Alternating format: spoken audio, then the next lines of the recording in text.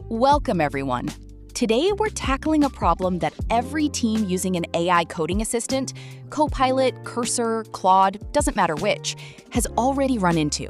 How do you actually trust code you didn't write line by line? AI assistants have made generating code nearly free. That means the real bottleneck has quietly shifted. It's no longer, can we write this feature? It's, can we verify this feature actually does what we think it does? A testing strategy built around human-authored code assumes a certain kind of mistake. Typos, off-by-one errors, a misunderstood requirement. Code from an AI assistant fails differently. It's fluent, it reads like it's correct, and it can be subtly wrong in ways a quick glance won't catch.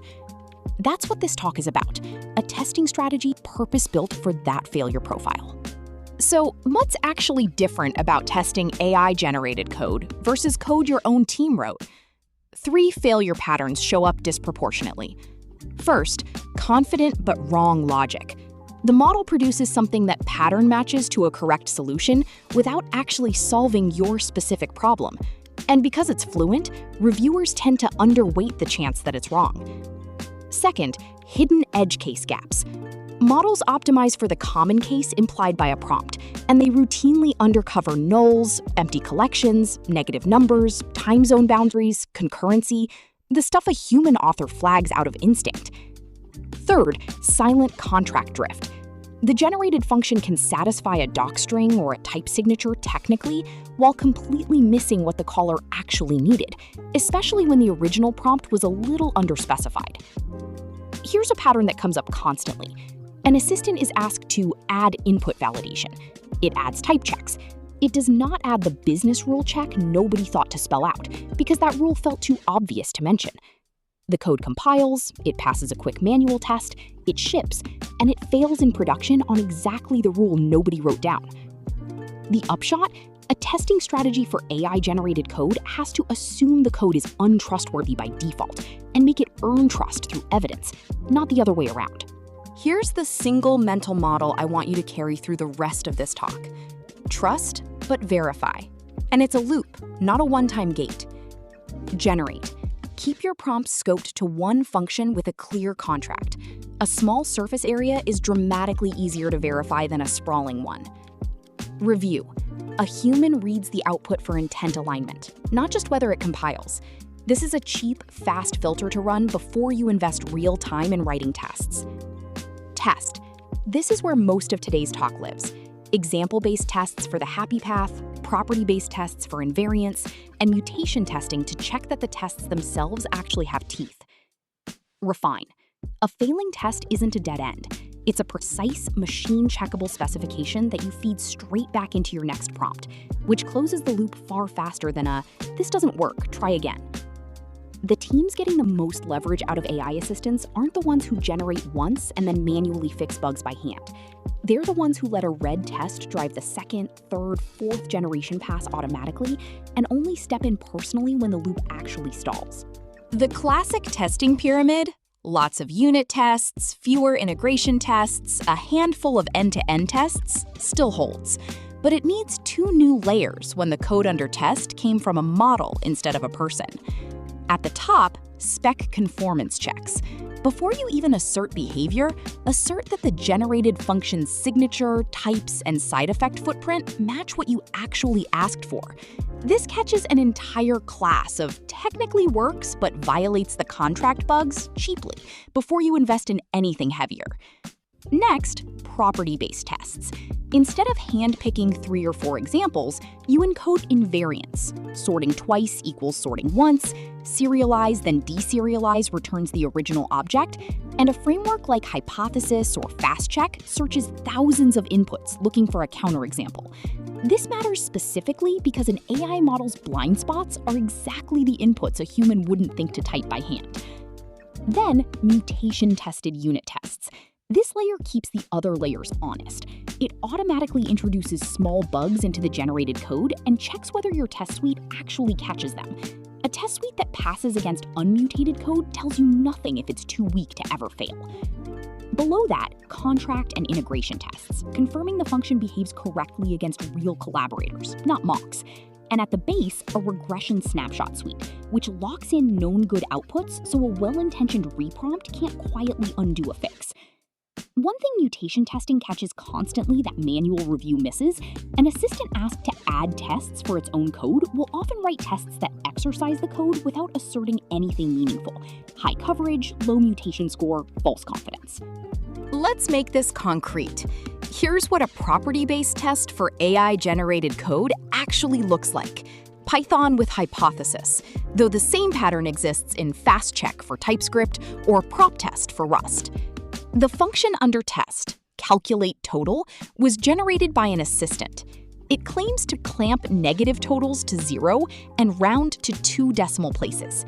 Instead of writing 3 or 4 hand-picked examples, the @given decorator tells Hypothesis to generate hundreds of unit price and quantity combinations, including boundary values a human reviewer is unlikely to type by hand, 0 quantities, near maximum floats, values that expose floating point rounding drift points. The two asserts encode the invariants we actually care about.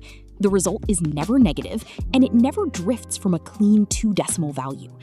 That comment on lines 7 and 8 is the important part.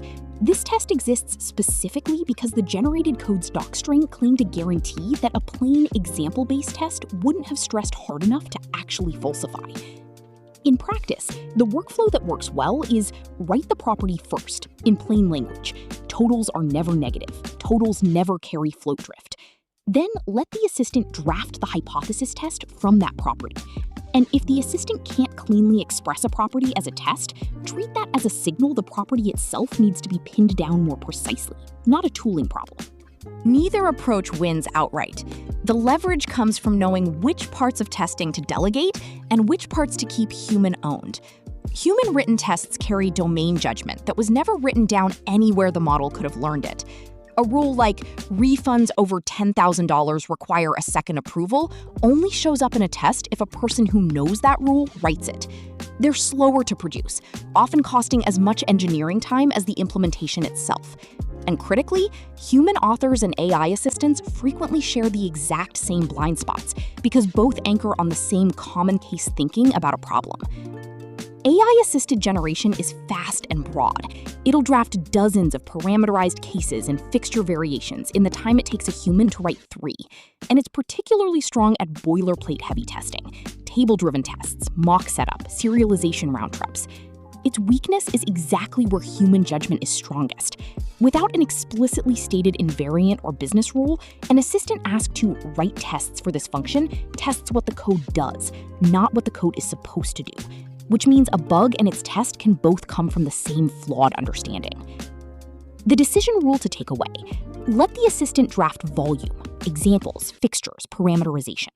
Require a human to author or approve every invariant and every property assertion. To make this concrete, here's a composite pattern pieced together from how several mid-size engineering teams have approached this rollout. Treat it as illustrative, not a single named deployment. Before, the team had CI gates and reasonable line coverage and merged AI-generated pull requests on green checks the same as any human-written PR. Coverage looked fine because the generated tests exercised the generated code. The two shared the same blind spots, so the metric meant to catch problems couldn't actually see them. The change was narrow and additive, not a wholesale process rewrite. Any file touched by an assistant-authored commit got one extra CI gate, mutation testing. And pull request templates started requiring the author to list the properties or invariants their tests were meant to enforce, not just a coverage percentage. After, mutation score, not line coverage, became the trusted quality signal for generated code specifically, and the team reported a meaningful drop in escaped defects traced back to generated logic within about 2 quarters. The detail worth stealing: the gate only applied to assistant-touched files. They didn't try to retrofit mutation testing across the whole codebase at once, which kept the rollout cheap enough that it never needed a big process fight to ship. Where's this heading over the next couple of years? The pattern to watch is verification moving inside the generation loop instead of sitting downstream of it. An agent generates code, generates a mutation-tested property suite for that code, runs both, and only surfaces a pull request to a human once its own tests survive its own mutants. A few specific techniques worth knowing. Differential testing against a lightweight reference model or formal spec, running generated code alongside a small reference implementation, and diffing outputs across many generated inputs catches divergence automatically, particularly useful for pure functions with a clear mathematical definition. LLM as critic review passes use a second model call specifically to review the first model's own tests for tautological assertions. Assert result is not none, dressed up as a test, before a human reviewer's time gets spent on it. And continuous mutation budgets treat mutation score as a service-level trend line, not a one-time PR gate. So a slow erosion in test quality across many small pull requests shows up on a dashboard before it shows up as an incident. None of this replaces the trust but verify loop from earlier, it just compresses the loop's cycle time. And that matters, because the loop's value comes from how cheaply you can run another iteration when a test fails. If you remember nothing else from this session, remember these 5. 1. Treat generated code as a hypothesis, not a deliverable. The burden of proof sits with the test suite, not with the model's confidence. 2. Invariants and properties are the part of testing that requires domain judgment. That's the part a human writes or explicitly approves. Volume work, like parameterized examples and fixtures, is where delegation actually pays off. 3. Measure mutation score on assistant-touched files, not just line coverage. Coverage is a weak signal for generated code specifically because the same blind spots that produced a bug can produce its test. 4. A failing test is a precise, reusable spec for the next generation attempt. Wire it back into your prompt loop instead of treating a red test as a stopping point. 5. Snapshot known good behavior before every refine pass, so an assistant fixing one thing can't silently regress another without anyone noticing. None of this requires exotic tooling. Hypothesis, FastCheck, Mutmut, and Striker are mature, open source, and drop into most existing CI pipelines within an afternoon. Before we get to a rollout plan, it's worth naming the ways teams undermine this approach without realizing it. Coverage theater is the most common. A team adopts property-based or mutation testing in name only, keeps optimizing for the line coverage percentage on their dashboard, and ends up with the same false confidence they started with, just with fancier tooling attached to it. Letting the same model call write both the implementation and its tests is subtler. It feels efficient, but if the model misunderstands the requirement, that misunderstanding shows up identically in the code and in the test that's supposed to catch it. Nothing new actually gets checked. Trusting a green CI pipeline as proof of correctness confuses the tests ran and passed with the tests would catch a real bug. That gap is exactly what mutation testing exists to close. And skipping the reprompt loop, patching a failing generated function by hand instead of feeding the failure back into the next prompt, throws away the cheapest part of the entire workflow. The coverage theater trap is the one that bites teams latest. It can take a full quarter or more before someone notices the mutation score has been flat at 40% the entire time coverage climbed to 95. Here's a concrete, low-risk way to introduce everything in this talk over 1 month. Week 1 is deliberately narrow. Pick a single module where AI-generated code shows up often and the blast radius of a bug actually matters, and write property-based tests just for that module's core invariants, not the whole codebase. Week 2, turn on a mutation testing gate scoped to that same module and record a baseline score. Now the team has a real number instead of a guess about test quality. Week 3 is about habit formation, closing the trust but verify loop by routing failing tests back into the next generation prompt, instead of quietly hand-patching the function. This is the step teams skip under deadline pressure if it isn't made explicit. Week 4, expand the gate to 2 more modules. And this part matters, put mutation score in front of the team regularly, in the same weekly review where other quality metrics already get attention, so it doesn't quietly get forgotten after the initial push. The reason to cap this at 1 module for the first 2 weeks isn't caution for its own sake. A scoped pilot can be reversed or adjusted in an afternoon if the tooling doesn't fit your codebase. A codebase-wide rollout is much harder to walk back. A short list to take with you, and one closing thought. The 4 resources on screen map directly to what we covered: Hypothesis and Fast Check for the property-based testing layer, Striker and MutMut for the mutation testing layer that keeps those properties honest, and contract testing patterns for verifying generated code against real collaborators rather than mocks that might share the same blind spots as the code itself. Start small. Pick one high-risk, frequently AI-touched module and add a mutation testing gate to it this sprint, rather than trying to roll out every practice from this deck at once.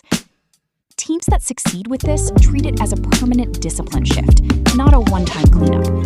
As assistants get better at generating code, the verification bar has to rise with it. It can't stay fixed at "looks reasonable" to a reviewer. The goal isn't code an AI assistant wrote. It's code your test suite has earned the right to trust. Thank you. Happy to take questions, whether that's tooling specifics, CI integration, or how to introduce mutation testing without slowing down a team that's used to fast AI-assisted iteration.